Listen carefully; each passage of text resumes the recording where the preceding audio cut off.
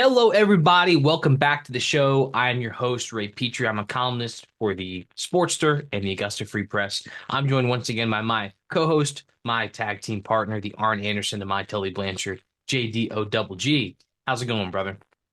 Going good, man. Going good.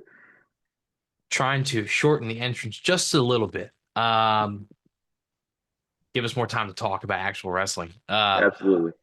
Before we get started, sorry about last week. We had a error with the video side of this podcast. But if you ever want to listen to the podcast, it's available on Spotify, Apple Podcasts, and Amazon Music. You can listen to the audio of last week's episode, episode 23, on any of those platforms, including RSS, if you listen to podcasts on RSS. Um, Sorry about that. Maybe one day down the road we'll be able to fix it and we'll release it as some kind of bonus content. But as of now, the file was damaged. So, but without further ado, please like the video, leave us a comment, whether it's about anything we talk about or anything you'd like us to answer in the future. We love doing Q&As. We love answering questions from the fans. And please subscribe to the channel. Also, I've been creating TikToks. I don't really watch TikTok, so it's really hit or miss. I'm learning as I go, but you can follow me at Ray_Petree. I do wrestling content, I do basketball content, really whatever the fans want to see. So check that out. Um, Jordan, this week, it's been a busy week in pro wrestling on both sides. Free agency news. We're building to two pay-per-views in the next 2 weeks in both companies. Um, and let's start with Monday Night Raw, John Cena coming back. They were in Glasgow. I think so, yeah. I think and I think SmackDown was in like London or something. We're very prepared for this podcast, guys. Jordan, talk about this promo while I look up where they were at on Monday night. Okay. Um, so basically it was it's not an exact repeat of his promo last week, but it was pretty close. I mean, he basically talked about the fans being terrible people, treating him badly. Um, and then this week he said what he's going to do is he's going to win his 17th title, make everybody forget about Ric Flair. Everybody's always going to have to say the name John Cena. And he said he's going to take the belt and he's going to retire with it. And then they can make another belt, another toy belt, and like the spinner belt that he created, and he will be the last real world champion to hold that title. And that was basically the gist of the promo. Yeah, this segment, start to finish, was a little over 20 minutes. Cody Rhodes came out, responded to him. John Cena just kind of walked away. Didn't want to talk, which, I guess that's good for a heel, I suppose. Although it's not really progressing this story. Like you said, this was a lot of retreading. Yeah. Talk about how he could insult any person in the crowd at any given moment, like he did last week to that kid that looked like Augustus Gloop. Um, I wanted to get your thoughts on this because listen, Jordan has a problem with these belts. He's an aficionado. He's opinionated. I don't really care about how the belts look as much as Jordan does. In the pantheon of WWE Championship belts, where does the spinner belt rank for you? Is it as bad as John Cena pretended the fans thought it was? No, like it's that was kind of the part I didn't get. Like the spinner belt's one of the most popular belts they've had. Like even on WWE Shop, it's still one of the top most popular belts that people get. So, I mean, obviously they had it around for pretty much, I mean, our entire, most of our childhood watching WWE, that was the WWE Championship. Um, and even when other people besides Cena held it, it was still the same belt. So, I don't understand why he was. I mean, yeah, I know that they've said before that other wrestlers and people in the back didn't like it. They thought it was a toy. Um, so as far as that part, I guess I could understand that. But as far as the fans hating it, no, the fans like you see out in the crowd back in those times, they all had spinner belts. They all had those belts. So I didn't really understand why he was making a big point about the spinner belt. But yeah, I don't. It wasn't as hated as he's making it out to be. When I was listening to this promo, it kind of sounded like a scroll was impersonating John Cena. It seemed very robotic, didn't it? It seemed to lack spirit. Is that fair to say? I mean, yeah, but at the same point, I think he might be intentionally doing that because he's trying to be so opposite of who he was before with all the energy and all the excitement, the charisma, all of that. Now he's trying to be more, non-emotional, no excitement, just kind of a robotic heel type of character now. Um, Especially because of the fact he's still wearing everything, like he's still the same presentation, Mhm. just his demeanor is the only thing that's different. I know we've mentioned that before. So I think that might be what he's trying to do, trying to just intentionally not be exciting, not be happy, not crack a smile unless it's kind of a condescending smile. Uh, to me, that's kind of seems like what he's going for. So he says he's going to ruin professional wrestling. He's going to win his 17th world championship and break Ric Flair's record, which it's not true. He has more than 16 world titles. But for the sake of conversation, do you think, and we'll talk more about this in the coming weeks. I mean, we have a lot of time between now and WrestleMania to predict what will happen at WrestleMania, but do you really think he's going to retire this lineage of the belt at WrestleMania? Well, before I get into that, I just want to say how memeable was that "I'm going to ruin professional wrestling" line that he put out there. Like people are going to use that all over the place Yeah, they definitely are. in conversations, in joking. Like they're going to use that everywhere. Um, but as far as winning and retire, I don't think so. I can't imagine he probably would, especially because of the fact that this whole build up to WrestleMania, he really hasn't even addressed Cody Rhodes. Like he's been going at the fans, he's going at his critics, all of that, but he's like never like obviously they have never had a promo battle. They've never hardly spoken to each other. Like Cody's come out there and is basically like, "Hey, I'm your opponent. You haven't even mentioned me," and Cena just that he doesn't care, just walks away. So I don't know if he's maybe trying to like act like Cody's not important, like he's not a challenge. I don't know, but to me, it would be really bad for Cody if this whole time he's basically going at Cena and Cena's not even acknowledging that he exists, and then Cena goes into Mania and just beats him for the title. I think that'd be pretty bad for Cody, but and yeah, I don't think he's gonna win it and retire it and all that. I don't see how that would make much sense. Um, we have the 30th. We have 3 weeks of Monday Night Raw left. And obviously, 3 weeks of SmackDown. So there's time to continue. There's a lot of time to continue building this story. I mean, ostensibly, we've had two promos of John Cena so far, so we could have three more. And that would mean, over twice as much content building towards this match as we've already gotten. Uh, they're in the O2 this week. And then after that, they're returning to America, I presume. Um, do you think this will really start ramping up when The Rock returns? Because he's really the missing element here. If we didn't know any better, we'd think, I mean, this guy could be dead. I mean, you know what I mean? Like, he hasn't been Yeah, involved in this at all. We still don't know what The Rock promised Cena that made him not necessarily what we, in a sense, we understand why he turned heel, right? He's explained that, but why did he align himself with The Rock? Those are two separate things. Those are two separate impetuses. So, do you think we'll really start to understand this more when The Rock returns? Or do you think just him explaining him why he's a heel is enough to make sense of this going forward? I mean, I don't even think you need The Rock for this specific issue. I think it would just if Cena just goes out there and to Cody Rhodes' face tells him why. Like I don't think you need to have The Rock there to explain it. Hmm. Like obviously the last few times The Rock has been out there, he's just talked in circles. about random stuff. I don't think you need The Rock out there to just have Cena explain why he decided to do this. Like obviously he said, yeah, I did it because of the fans, this, that, and the other, but why did you beat the hell out of Cody? Like why did you, do all that? Like why did you align with The Rock? He could Yeah. just say that.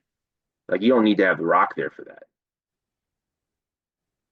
Do you feel like do you feel like there is a reason? Like they already had a reason planned? Do you think this is a story that was well thought out before, or do you think this was just it was an avenue to create a shocking heel turn?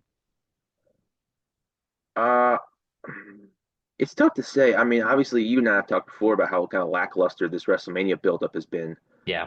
And it seems like there are so many moving parts that they don't have everything finalized yet. So, I don't, I can believe that I can't imagine they decided to turn John heel like last minute. Like that would be pretty crazy. Um, and I know there were those rumors that they wanted Cody to turn heel and he said no. Hmm. So then they decided to go with Cena. Um, but yeah, it seems like everything with this WrestleMania buildup has been so up in the air, and everything's been just getting finalized recently. So I really am not 100% sure on how it all came about, but I can't imagine it was like a last minute decision to do it. Yeah, I want to single out something you just said because we've been waiting on Cena to turn heel for the last 15 years. So to say that they did it without any kind of forethought, I think we've had forethought now for over a decade. The reasons that he turned heel, I think, were the same reasons he would have turned heel in 2010 or 2012 or 2015 or 2017. So it's not in that respect, um it's not like we've learned anything new. And in fact, I would say that that's why this seems so soulless, is because the things he's saying aren't applicable anymore. He's not the Super Cena that everyone resents anymore. He's evolved beyond that. He's seen within the company and by the fans as something as maybe the greatest of all time, as someone that we're happy to just see him back in the ring and back in the WWE when he can. So I understand what you're saying, but at the same time, like that's almost kind of like a lazy excuse for him to turn heel. I feel like him explaining why he's aligned himself with The Rock of all people is a crucial element in this, and I think it's why to me it doesn't feel fully fleshed out because okay, you want to turn heel, fine, but you've aligned yourself with The Rock when what The Rock was saying is I'm going to take a guy from being the WWE champion to being a colossal monolith of fame and celebrity and of an athlete at like a LeBron James level almost of a Ronaldo or a Messi. John Yeah, Cena sort of is that already. yeah. Is that fair to say? I mean, he already is top of the top. I, so Oh what yeah. can he benefit from being with The Rock? I Yeah. mean, other than maybe there are more people in this faction that we don't know about. Yeah, I mean that's like that obviously was when this first happened. Um, it was so shocking because when you look at what The Rock was talking about, it made it seem like that, like it was going to be this younger guy who's not at that level of fame and prestige yet, that he can elevate to that. And then Cena does, aligns with him, and it's like, well, he already has all of those things. So it would be interesting to see what The Rock offered him to make him do this. Um, Unless they're just framing it as Cena wanted to do it and he just decided to take that chance to do it. I don't really know. I don't know what crazy reason he could have for doing it. Mhm. And if there is one, like I said, I don't think you need The Rock physically there to do it. I think you could just have Cena go out there and say, "This is what The Rock offered," or The Rock offered me something that gave me reason to do this. Kind of like how Punk is like, "I have this favor, which nobody knows what it is." Cena's like, "Well, this is what he offered me something, but I'm not going to tell you what it is." Um, something like that. Um, but it kind of seems like they're just moving past it and just being like, Cena's like, I hate the fans. They treated me terribly. I'm gonna, take the title, retire it, ruin professional wrestling. So at this point, does it even really matter what The Rock offered him? I mean, we're what, 3 weeks removed from Elimination Chamber, almost. I think three Uh, weeks, 4 weeks. yeah, 3.5 weeks at this point, I guess. So, I mean, at this point, they've already kind of run with what Cena's been talking about. So I don't know if you is there any reason to just go out there and throw The Rock into the equation again and kind of muddy the water? I don't know what benefit there would be to that. Hmm. Well, yeah, I mean, he's a crucial element in this, and you can't just forget him. But I understand what you're saying in terms of like he shows up and he talks in circles and he doesn't make any sense. He breaks kayfabe. He drinks tequila and gets behind his truck. I mean, I don't know. He Yeah, yeah, but like that's like what he already had. Like they haven't mentioned him once since the Elimination Chamber. They've had everything going. Everybody's all they're talking about is what Cena's been talking about. yes, They have not even cared where The Rock is. Like no one has even mentioned where like Cody hasn't mentioned The Rock. I mean, a few people have mentioned The Rock just to like insult him in conjunction with Cena, yeah, but nobody's ever really said like, well, why did Cena align with The Rock? No one's ever asked that question. So at this point, is there any reason to even circle back to it? Like, I mean, really, what you need is just to have Cena and Cody actually like, you know, promo battle a little bit. yeah. Like Cena can, acknowledge the fact that Cody is his opponent, and um, really kind of help build it instead of just ignoring him. Like, I don't. That's really what this thing needs. I don't think you need to have The Rock come back in and do whatever he does. Yeah. My last question before we continue on about John Cena is at this point in this feud, and I don't really want to touch on the Jey Uso Gunther feud right now. We have time to do that. But given what's transpired in that side of things, would you rather have just seen John Cena stay babyface and face Gunther at WrestleMania? Because we talked about that before Royal Rumble. Is that was a possibility that both of us would like to have seen? Would you prefer seeing that as opposed to this right now? Um, I mean, yeah, probably. I mean, I think the heel turn thing with John is interesting, Hmm. and I'm happy that I'm getting to see what a resemblance of what it would have looked like because it's obviously been something we've been anticipating for so long. But the way it's kind of gone, I think I would rather have seen for as far as a match, I would have rather seen John and Gunther as opposed to Jay and Gunther. And I think I've made that pretty clear. Like, it's not that I hate Jey Uso. And I don't think that he could be a world champion at some point, but just this point in time, I don't think is the right time. And it's kind of everything with Gunther has kind of fallen behind, everything else that's happening with John, the heel turn. So yeah, I think I would have rather seen him go up against somebody with a little more prestige, a little more um, accolades to kind of further cement Gunther as a main eventer. Well, it's an ongoing saga, and we'll continue to monitor it as the weeks go on. Because this is sort of the barometer for this WrestleMania build, is the main event because the last few have been so great.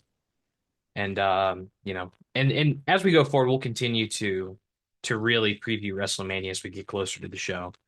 Um, but on SmackDown, Jordan, CM Punk, Roman Reigns, Seth Rollins contract signing. Break this down for us. Yeah, so basically, Roman comes out and they are in London Hmm. for press. They come out and Roman does his whole thing, um, and you know talks about coming there to they're there to sign the contract for the triple threat at WrestleMania. Um, and a lot of this segment, I'll just preface it, was basically the guys just standing there and letting the crowd sing, which again, obviously the international crowds are amazing. They blow the US crowds out of the water as far as, the reactions and, the just the overall volume is always great.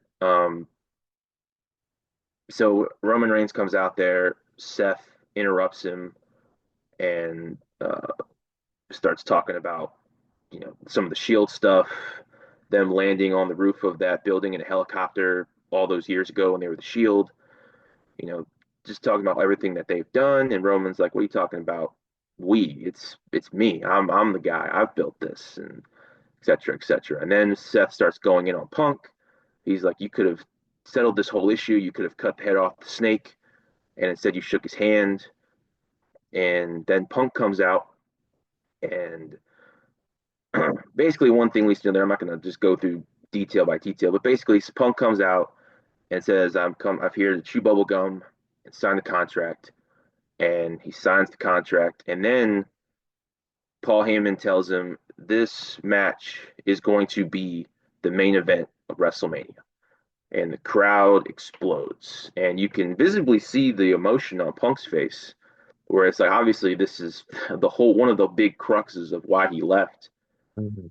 back in 2014, because he wanted to main event WrestleMania. He thought he had earned it. He thought he deserved it. He thought he needed it to improve upon himself, and he never got it. And the Rock basically stole one of them, the main one when he was champion.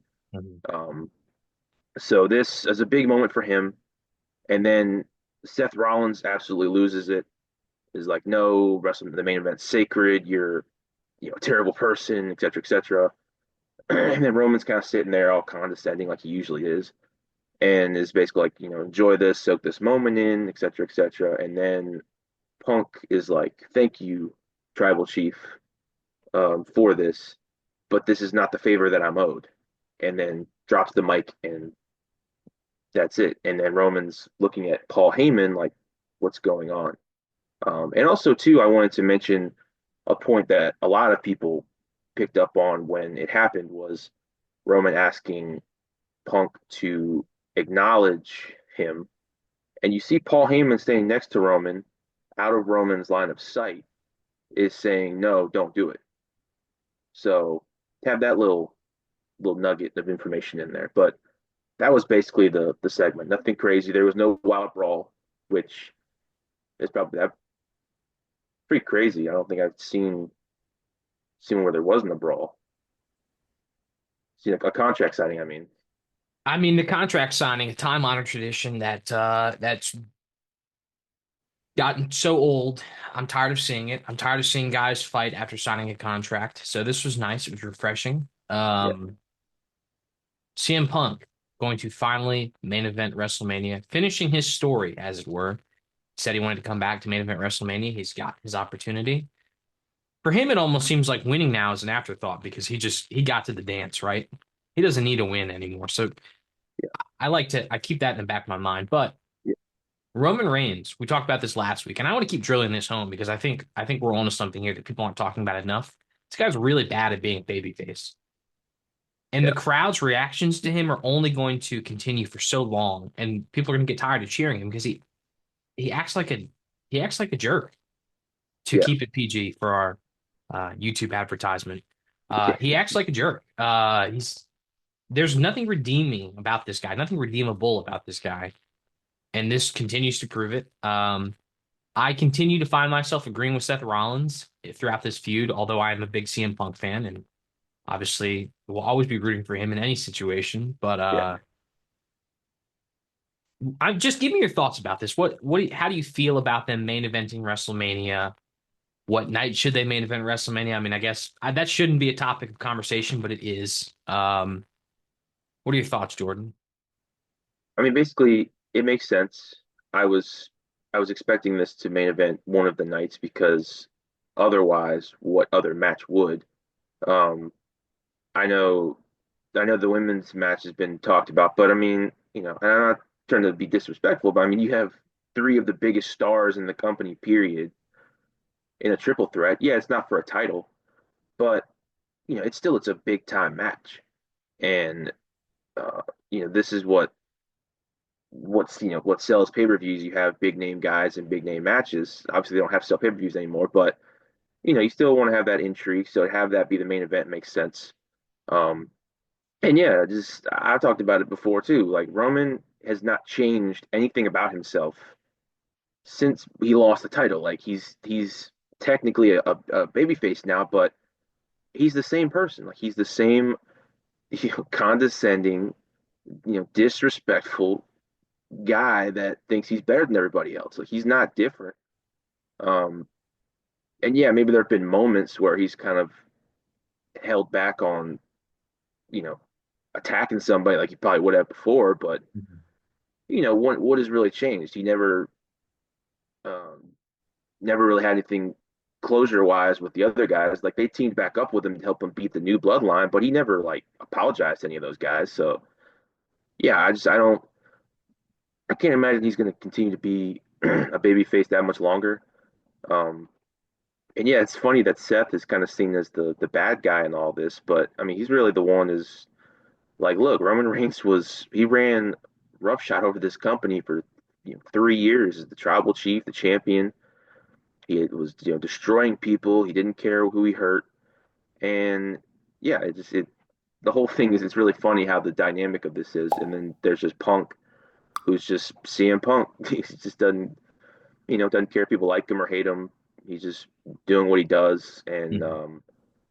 yeah, it's a funny dynamic in this. Like there's connections with all three guys, so which makes this triple threat a little bit more palatable. Um, but yeah, I'm interested to see who's going to win because that's a lot of star power and ego in that match. So it'll be interesting to see who wins it. But yeah, it's intriguing for sure. I'm gonna buck one thing you said. This being the main event of WrestleMania, I presume it'll be night one because I think John Cena and Cody Rhodes will main event night two. But Oh you yeah, know, I meant to say night one. I meant to no, answer that sure, first sure, question. sure. But you had three other world championship matches on this show: Tiffany Stratton, Charlotte Flair, Io Sky versus Bianca Belair versus Rhea Ripley, and then Gunther versus Jey Uso. I don't feel like a match that is not a world title match should be the main event of one of these nights. I know that might seem sacrilegious to the cult of Roman Reigns and CM Punk fans, and I guess the minority of Seth Rollins fans, but these are the world titles. So, yeah, two of those might open the show. One of them's left out in the ether now, or they're going to say it's a co-main event or something like that, which is rubbish. Such a thing doesn't exist. You're either in the main event or you're not. So, I pose this question: who do you think got screwed the hardest here? Gunter and Jey Uso, Io, Bianca and Rhea, or Tiffany and Charlotte Flair? Well, I mean, I think Gunther has gotten screwed since the Royal Rumble, basically, because he's the other world champion, and the match that his opponent and his match at Mania has basically been an afterthought. Hmm. Like, they've obviously done things to build it up, um, as far as Gunther going after Jay, calling him a comedy act, things like that. But I mean, I think Gunther overall this WrestleMania has gotten screwed the hardest because his opponent is Jey Uso, who while he is popular, top merch seller, all of that, it's not going to be that great of a match. Uh, you know, Out of all the people Gunther could have faced, John Cena, Roman Reigns, Seth Rollins, CM Punk, all those guys, they have him face Jey Uso, and now the match is so much of an afterthought he can't even be the main event. Like Gunther should be the main event. It should be him main eventing night one and Cody main eventing night two. Then you have the two world champions main eventing. That's how it should be if they had built the match cards up right. But Triple H decided to do this, and it's not worked really. It's it's I don't even know. Like you have Gunther getting slapped by Jimmy Uso. Like Gunther should be putting Jimmy Uso in like the retirement home, man. Like he should be just ending him if he slapped him like that. And they just made Gunther look like a punk. Yeah. So yeah, overall between where his match is on the card, who his opponent is, how he's been treated, Gunther's been royally screwed over the hardest in this. Um, and even these other the two women's matches, I don't want to leave those out, but like Tiffany Stratton, Charlotte, their their build up to WrestleMania has basically just been them and Charlotte calling Tiffany like irrelevant or whatever. It's Yeah. not been it's like it's not been that impressive of a build up. And then the triple threat um, has actually had some intrigue to it. with Io beating Rhea kind of big dogging her way into the match when she really had no claim to it. Um, so that one has been interesting, and I could have uh, respected that being the main event, Mhm. but that one over, the other triple threat, I don't think was ever going to happen. So yeah, I think overall Gunther has been really screwed over by how they've decided to do this WrestleMania. I want to touch on something very quickly before we continue on. Bianca Belair, obviously in the middle of that feud, she won the Elimination Chamber. She's challenging Io Sky for the title at WrestleMania. Um, these European crowds have been unforgiving to Bianca Belair for no reason. Unless she's going out there before the shows and like, you know, disrespecting the continent of Europe or British people. I don't know. I don't know what she's done to earn the ire of the European fans, but it's kind of uncomfortable. Is that like I watch the segments and it's uncomfortable to watch. Yeah, I mean it's really weird. I don't understand why she's not like she's getting the reaction that she is. I mean, because I mean I was trying to think of an argument of a reason why, and like maybe it's because Io and Rhea are so popular, but I mean when Punk, Rollins, and Reigns are in the ring, they all get cheered. So Yeah. I don't think it's that. I don't know. I don't understand why she's getting that reaction. I feel bad for her because there's no reason for her to get that reaction. Um, and yeah, I don't know. I don't have a specific reason why it's happening. Listen, I'm not farthest from the person who should be offended, but it comes off as slightly racist. Yeah, And that's yeah. why it's That's uncomfortable. I mean, let's just call a spade a spade. It comes off, it's uncomfortable. It comes off as kind of a little racist. I mean, yeah. I mean, that's where everybody's going to go with it. Um, because why else are you booing her? Like, yeah, she's not a bad guy. She hasn't done anything. Like, I mean, I don't know, unless it's a reaction to the Naomi Jade thing and they think she's involved. I don't know, but that's I don't know. like, if it's not that, then what else is there? What other reason? There's no other difference other than, you know, her skin color. So I don't know. And I give you credit for that through line, but that is mental gymnastics at its finest. That you're booing her because of Naomi and Jade. That would be crazy. Yeah, And but yeah, I'm just saying if it's not that, no, like I know what you mean. that's the only other reason why Yeah. you have any reason to boo Um, moving to the other side of the aisle, little AEW talk. Another great episode of Dynamite, quite frankly. I know I've been saying that the last few weeks. I review Dynamite for the Augusta Free Press every week. I've done it for the last almost the last year now, since last May. And there have been some stretches where I have to watch Dynamite and it is insufferable. The show has not been the best over the last year, but recently, over the last 2 months, it has really picked up. It has a lot of momentum. I think the product is white hot. This is a good episode. I don't want to get granular. I really want to focus on a few things, some points in the news, and also what happened on the show. Specifically, MJF finally giving his answer to MVP, whether or not he's going to join the Hurt Syndicate. And he talked about how throughout the saga he had with Adam Cole, he decided that he didn't want to have any more friends in professional wrestling. But he respects that MVP is a businessman. He respects how MVP conducts his business and how it's focused on winning championships. So he agrees to join the Hurt Syndicate. Fortunately, Bobby Lashley and Shelton Benjamin were not so accepting of MJF's admission into the group. Bobby Lashley took his business card and ripped it up, denied him entry into the group. MVP disagreed with them. They weren't lockstep and key like they had been in the past when they projected people. Um, And now the onus is on Bobby and Shelton to either decide if he can or cannot join, if they'll come around and see MVP's view of things. We talked about this, I guess, last week or maybe 2 weeks ago now. Yeah, 2 weeks ago now, I guess. And I bring this back up because you and I are both big Hurt Syndicate fans. We're both big MJF fans. And this is just, it's not something we ever expected, primarily because the Hurt Syndicate have historically been a group comprised of black wrestlers. And the people that they offered to join originally were Max Caster, or maybe not Max, maybe Max Caster just wanted to join, but Ricochet, Mercedes Moné were involved. Yeah. MJF wasn't really on the radar, and he's kind of popped up out of nowhere. And this seems like a pairing made in heaven. I mean, this seems like it could be the modern Four Horsemen. Is this the most intriguing angle to you in AEW right now? I mean, yeah, it's definitely I think it is as far as anticipating what's going to happen, anticipating how things are going to go. Um, because I mean the whole Death Riders thing is obviously we've talked about it nauseum is not it. So this is something that's new. It's interesting. It's not I don't something anybody really expected, like you said. And yeah, it's interesting. I kind of I like where it's going. Um, I like how they're deliberating over this. It wasn't an immediate rejection.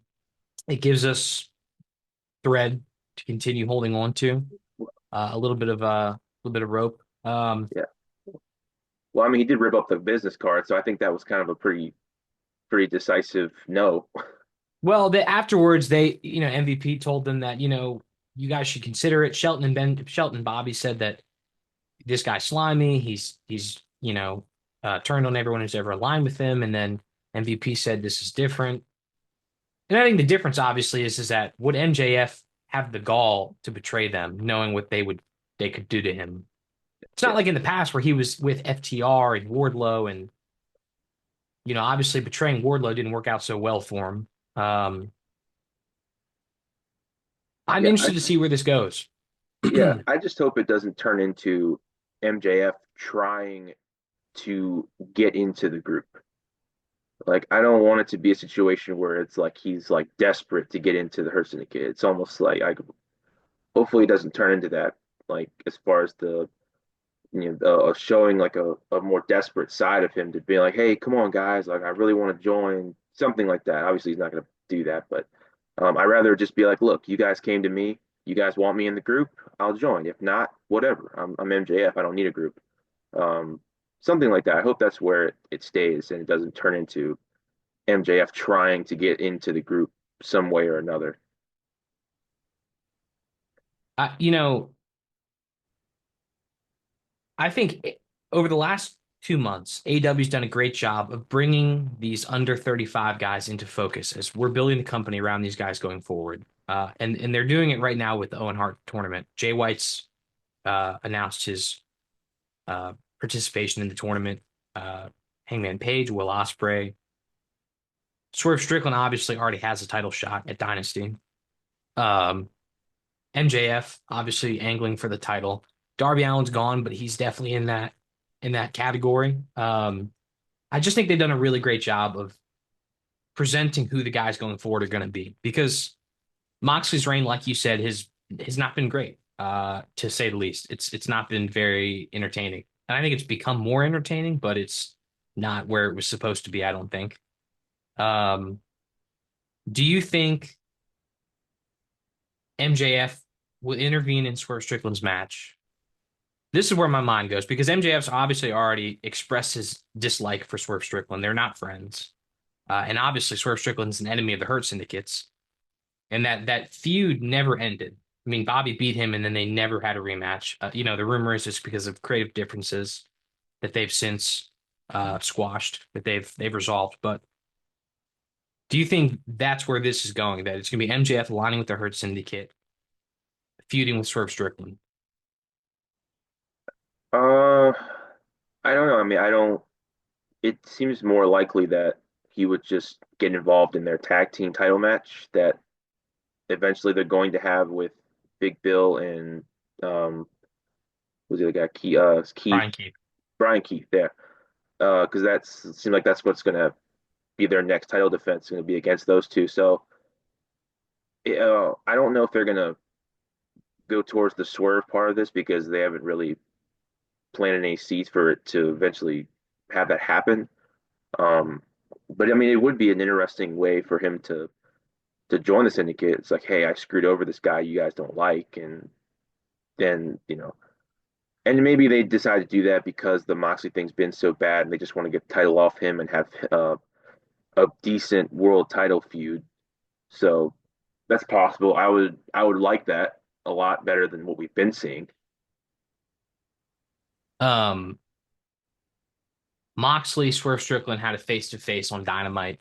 Um, and I think it was a good promo. It positioned both men as real main event players. I think Moxley cut a decent promo. Swerve Strickland, always good on the mic, always serviceable. And Moxley sort of, under no uncertain terms, very, very directly said that you have all the qualities that I would like in my successor. You are what I want the future champion to look like. You have all the tools, you have the drive, you have the killer instinct.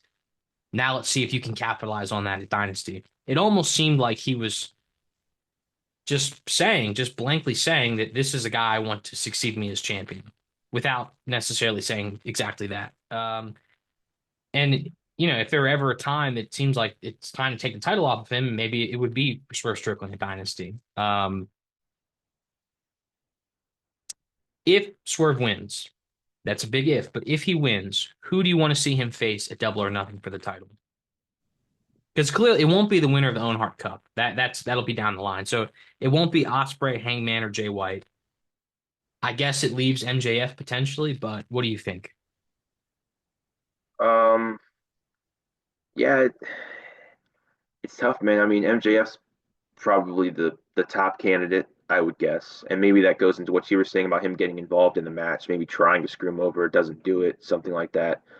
Um, maybe. I mean, I can't imagine they'd want to go back to Ricochet, but um, I'm just trying to think. Like, you take a lot of main event guys out who are in the Owen Cup, Owen Hart Cup, and it's hard to think who he would go after, or who would go after him first. So yeah, maybe MJF would be. Maybe they go to Lashley or somebody like that. Although it seems like they're keeping him in the tag team division for right now. As they should, Um, as they should. They're a great yeah, tag. yeah, no, I love him as a tag team. Don't get me wrong. I would like to see Bobby Lashley compete for maybe be a world champion down the line. But yeah, them as a tag team right now has really helped the tag team titles kind of raise their prestige level back up. Um, but yeah, it's interesting. I don't know who because you think about the other main eventers. I mean, Kenny's the international champion. Okada's probably going to go after Kenny. Um, Takeshida's. I don't think that they would give him a world championship match right now against Swerve. Maybe they would.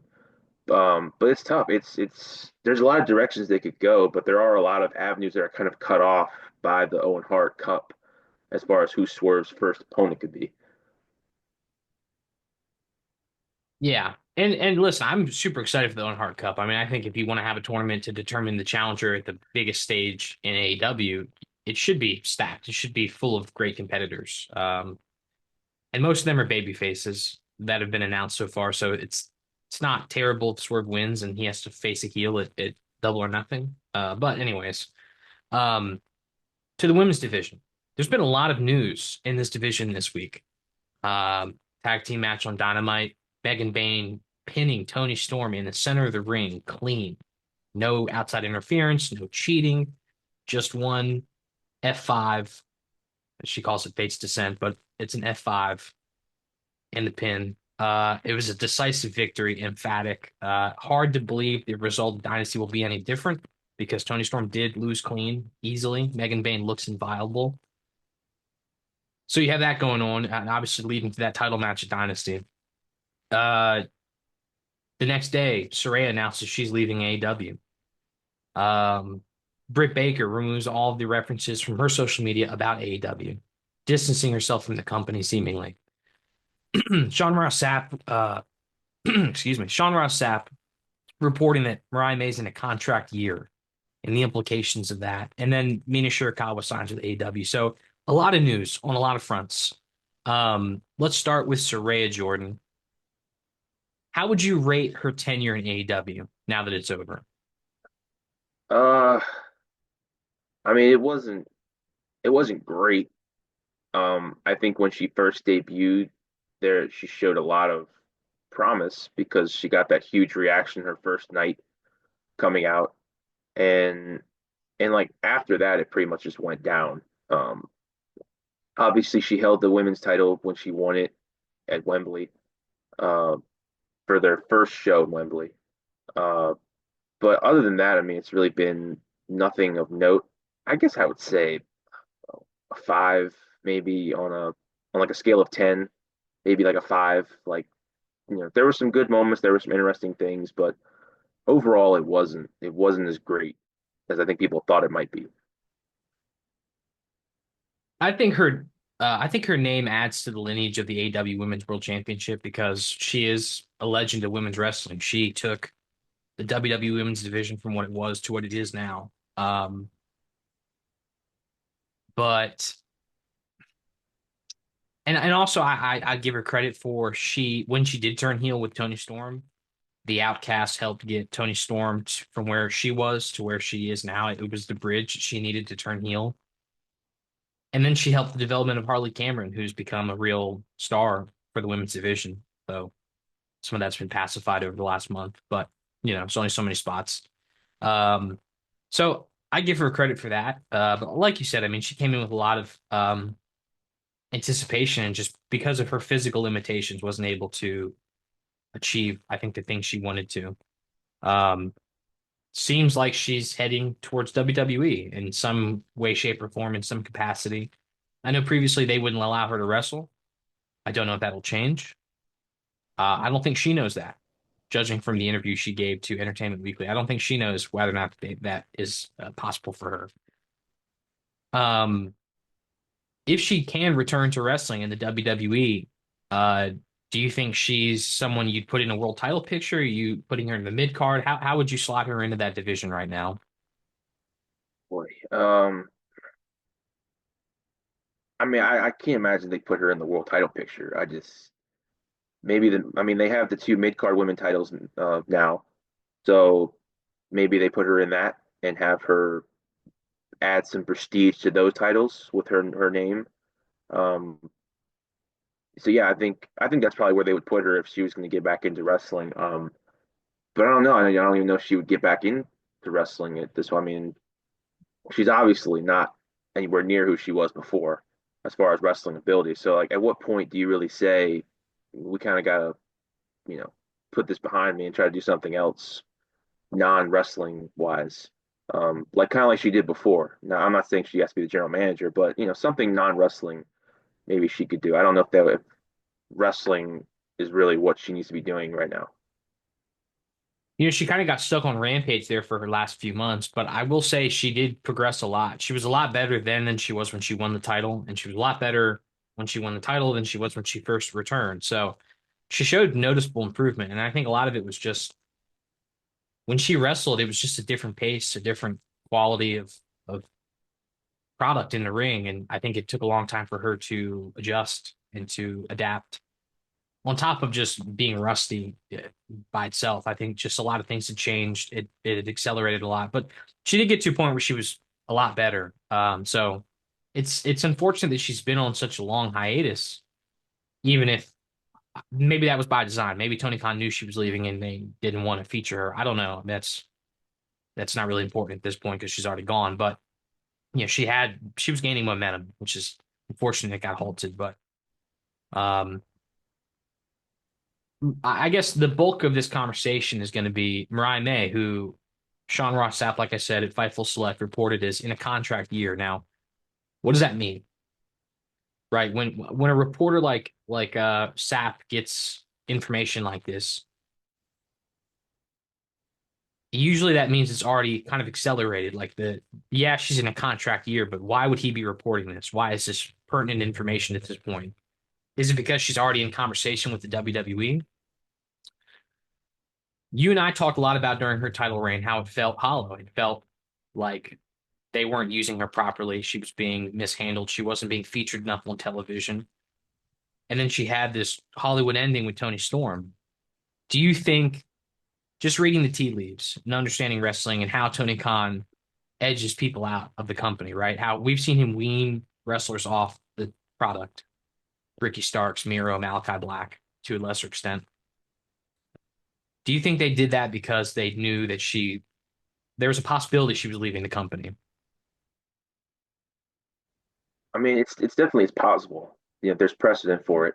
Um, I don't know. I mean, it would be crazy to me if she left. I mean, coming off being the women's world champion, being in the top women's feud in the company, um, it would be crazy to, see her leave.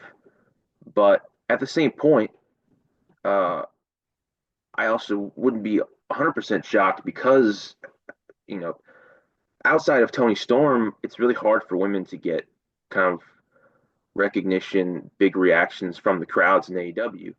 Now, obviously, there are exceptions, but like Willow gets big reactions.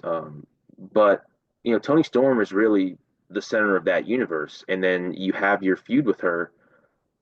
Outside of that, when she wasn't feuding with Tony Storm, they didn't do anything notable with her. Now you can chalk that up to Tony Khan not booking it properly, and obviously she has talent. She can talk. She can wrestle. So she has a talent to be a top woman or top woman in wrestling, but I don't know. I don't know if it what the reasoning why her reign wasn't that great outside of Tony Storm, but maybe if you're Mariah May, you're thinking, well, I've done everything I can do as far as with Tony Storm. If I try to go to another opponent, is it going to mean anything? Am I going to get any real push there? Maybe she's looking at WWE like, hey, they've got all these women in these big time positions. Tiffany Stratton is and Rhea Ripley, Bianca Belair, Io Scott, all these top women on the big show WrestleMania. They're prominently featured every week. Now AEW they've kind of moved on to Megan Bayne. So maybe she's kind of thinking like, well, my time here is kind of done. I need to go to WWE. AEW, well, really, Mina Shirakawa announced this week that she's leaving Stardom. She's signed with AEW. You know, her return will be imminent once she finishes up some dates with Stardom. I would assume now, I mean, listen, to Mina Shirakawa's credit, she is talented in her own right and fans love her, but she is older, uh, much older than she looks. And, to me, it seems like maybe they signed her to alleviate Mariah May's concerns because they are good friends, legitimately friends in real life. They traveled together a lot in Stardom. I don't know if that was to maybe convince Mariah May to stay. I don't know. I don't know. I mean, I think there's something there. But to your credit, I mean, I think you look at Tiffany. I think Mariah May is just as talented as Tiffany Stratton, if not more, in terms of her promo ability, her character work, her ability to play out a feud. Um, Is Mariah May just I guess I'll plainly ask this question. When I think of her in NBA terms, she would be a supermax player to me. She's someone that you give the Brinks truck to if you were Tony Khan. Do you think she's one of the 10 best women in American wrestling right now? Gosh, you putting me on the spot. Probably so. I think as far as a top level player like that, if I did more detailed thinking, maybe I could think of others, but just off the top of my head, um, I think, yeah, I definitely think she's one of the best women in American women's wrestling right now, for sure. Um, Last piece of this, Britt Baker removing all references of AEW from her social media. Like I said, distancing herself from the company. This is not surprising. I think, the rumor and innuendo circling Britt Baker since, well, really for the last few years has not been great. It sounds like she's made more enemies than she has friends. Dating really back to, I guess, when Thunder Rosa got hurt, the comments that she supposedly made about Rosa dropping the title. I think she's alienated herself in that locker room. I think she's pissed a lot of people off. I think last year when I'm reminded of the Mercedes Moné feud where she got into an argument with MJF and got suspended in the midst of a feud leading up to All In. She's in her 30s now. She shouldn't be acting like a child, but for some reason she, just seems to have a huge ego. And I don't, I mean, you listen to the reports and how much of it's true and how much of it's not, we don't really know. Sounds like she's heading to WWE, but at the same time, there's a lot of time left on her deal. So is this gonna be Ricky Stark's situation where she's sitting at home until her deal's up? We don't know. I ask you this, Jordan, if the WWE and AEW traded talent openly, contract for contract, obviously we don't know the numbers, so don't think too hard about that. Who would be someone that they could trade Britt Baker for on the WWE side that would be of equal or comparable value? Someone that you could get that would approximate Britt Baker's value to AEW. It's so hard because what's her value right now? I mean, Well, think every think think of the totality of her impact to the company. That she is the first woman that signed. She was one of the marquee champions. Think of it in that terms. Her ability, just her ability as a wrestler. I mean, it's tough because like yeah, we can talk about the great things that she's done there, but like the last time we saw her, her wrestling ability wasn't that great. Um, sh you know, so you have that right there, and then I mean we can't just ignore all the terrible like the bad press that she's had. Like everything about her has been bad news. Like every time you've heard about it.